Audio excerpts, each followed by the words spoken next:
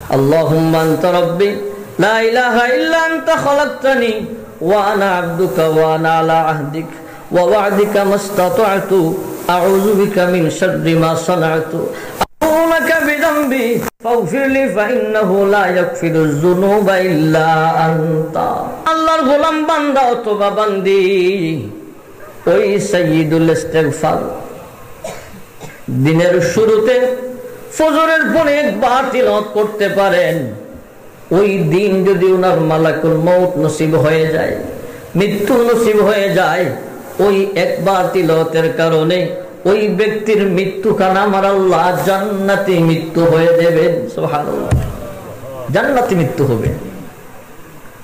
ওই সাইয়্যিদুল ইস্তিগফার যদি আবার সন্ধ্যার পরে আল্লাহর কোন বান্দা অথবা বান্দি তিলাওয়াত করতে পারেন, একবার শুধু একবার তিলাওয়াত করতে পারেন সাইয়্যিদুল ইস্তিগফার, সন্ধ্যার পর থেকে ফজরের পূর্বে যদি মৃত্যু নসিব হয়ে যায়, ওই মৃত্যু কেন জান্নাতি মৃত্যু হবে বলে সুবহানাল্লাহ। বড় দামি একটি ইস্তিগফার, অনেক লম্বা, অনেক রেকর্ড হচ্ছে। সুযোগ হলে যুবক ভাইয়েরা শিখে নেবেন, আমল করবেন, আমলে জিন্দেগি কাজে লাগবে।